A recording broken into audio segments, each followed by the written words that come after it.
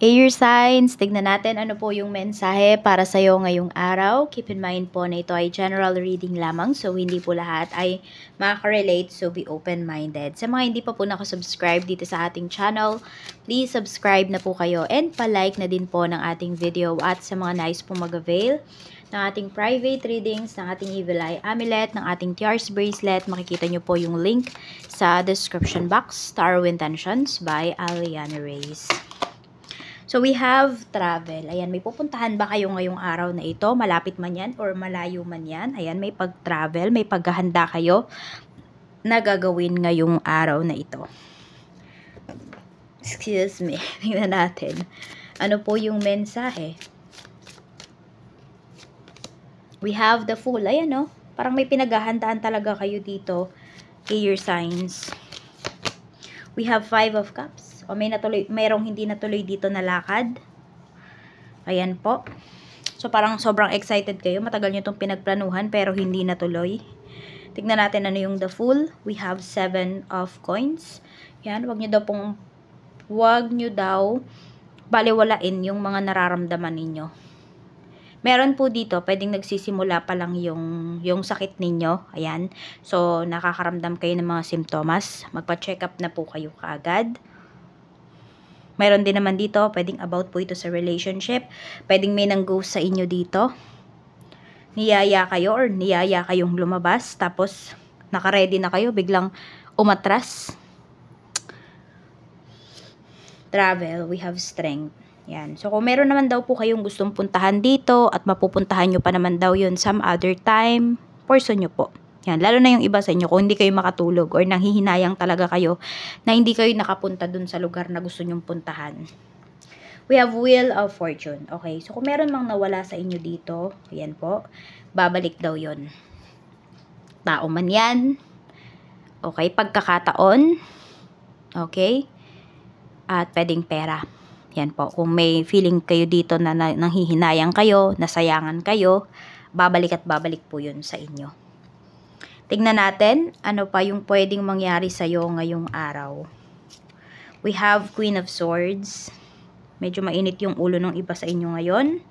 We have the High Priestess. Pero sinasabi sa'yo dito ni Universe, huwag mong pairalin yung init ng ulo mo ngayon. Huwag mong pairalin yung emosyon mo ngayon. Kailangan mo mag-isip-isip. Ayun, yung iba pala sa inyo, kaya mainit yung ulo ninyo. Pwedeng buntis kayo. Ayan, madaming nakakairitang bagay sa paligid ninyo ngayon na, alam mo yun, kahit di naman nakakairita, naiirita po kayo. So, may mga makaka-trigger dito ng emotions mo. So, yun lang. Kung kaya po ninyo as much as possible, hindi ba? Is, always think positive and also, yun nga po, mas kontrolin ninyo yung emosyon ninyo ngayon. Check natin. Pagdating sa family, we have 3 of Cups. Ayan, mukhang stress yung mother mo. Meron ba kayong mga bisita? Ayan. Or merong biglang pupunta sa bahay, tipong walang kaayos-ayos yung bahay ninyo, yung as is ba madadatnan, ayun, yung tipong maayos naman, pero, ayan, yung mother mo nagagalit kasi di mo sinabi sa kanya na may pupunta pala sa bahay ninyo, ayun, or kayo mismo yung mai-stress, ayan, kasi, may mga bibisita sa bahay, ayun, feeling mo hindi ka prepared. Tingnan natin, pagdating naman po sa friends, we have the Magician. Okay, parang may nambobola sa'yo dito na kaibigan mo. O, kaibigan mo siya, pero binobola ka pa. Ayan yung pinapakita dito na energy. Yun, ano mo na siya eh, basang-basa mo na yung kanyang energy nitong friend mo na to. So, pwedeng hindi ka masyadong naniniwala sa mga pinagsasasabi niya. Meron kang friend dito na makwento, air signs na, ayun, parang feeling mo naman, hindi naman relevant yung mga kinikwento niya, pero hindi mo rin naman siya dinidismiss dun sa kanyang mga kinikwento. Tignan natin, pagdating sa pera, we have 9 of Wands, so nag-iingat yung iba sa inyo, nag-iipon, merong pag-iipon na pinapakita dito, kasi nga yung iba sa inyo, pwedeng buntis po kayo, so ayan no, nag-iipon na yung iba sa inyo dito, pwedeng nagsa-sideline, ganyan, or basta, hanggang may maiipon kayo, nag-iipon yung iba sa inyo dito. Nagiging maingat kayo sa inyong kaperahan. Check po natin sa trabaho naman. We have the Hierophant. May meeting yata kayo ngayong araw. 8 of Wands. Mabilisan lang tong meeting eh. Yan. Okay. So, parang wala naman kayo masyadong gagawin. Makikinig lang talaga kayo dito sa meeting na ito. Ace of Cups. Tapos, makikinig kayo and magiging happy po kayo. Yan may happiness kayo na may happiness, may offer sa inyo dito pagdating dito sa trabaho, pagdating sa meeting ninyo ngayong araw. Magiging happy po kayo. Fulfilled nga yung energy na nafe-feel ko dito. Basta ang saya-saya ng puso ninyo ngayon. Sa negosyo naman, we have the Hanged Man. 6 of Wands. Okay. Meron ba kayong lilipatan na pwesto? Yan, na location. So, parang nabibitin kasi parang may nagpapaasa sa inyo dito eh. 8 of Swords. Pag-isipan yung mabuti. Baka kaya ganyan yung nangyayari is ayaw pa kayong palipatin, ayaw pa kayong paalisin dyan ni universe. Kasi pinapakita dito, sabihin natin kung medyo na-stress kayo dyan sa pwesto ninyo ngayon, pwedeng mas ma-stress pa kayo dito. Yan dun sa bago nyong lilipatan. So, pag-isipan nyo pong mabuti. Lalo na kung hindi pa naman kayo nakapag-down payment. Kung stress naman na kayo dito sa current pwesto ninyo, lipat kayo sa iba. Lipat kayo sa iba or itong pinili ninyo, pag-isipan nyo mabuti or maghanap pa kayo ng iba pa. Kasi nakikita ko dito, hindi rin magiging maganda yung nyo dito, basta mas stressful yung environment na pinapakita. Check natin sa love life naman sa mga single, we have 9 of Cups. So, marami tayong single dito na you are happily single, diba? You are enjoying your singleness. Masaya po kayo.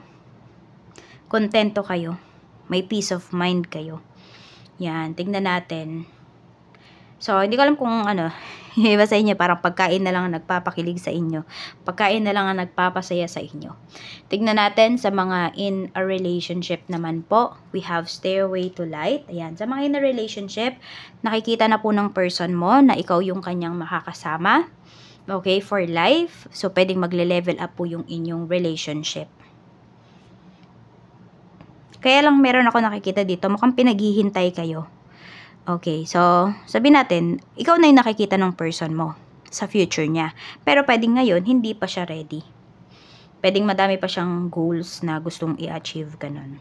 Check natin sa naman, sa mga married. Sa mga married, we have 8 of Coins. Ayan naman po. Pagdating naman sa mga married natin, wina-work out talaga yung relationship. Alam mo yon, tipong wala kayong oras parehas, or sabihin natin, parehas kayong busy ng person mo, pero gumagawa pa rin po kayo ng oras para sa isa't isa. Yan. Tsaka nakikita ko dito, bigayan kayo pagdating sa marriage life po ninyo. Sabihin natin, kunwari, parehas nga kayo may trabaho. Kung sino yung unang uuwi, siya yung magluluto. Diba? Nagluto. Tapos, yung mahugasin naman, o kung sino yung huling dadating, siya yung maghuhugas. Yung tipong ganun, teamwork kayo dito. Oo, nagbibigayan kayo, give and take kayo, kaya mas lalong nagiging stronger yung inyong relationship. So, ayan lang po, maraming salamat, ingat po kayo always, and more blessings to come.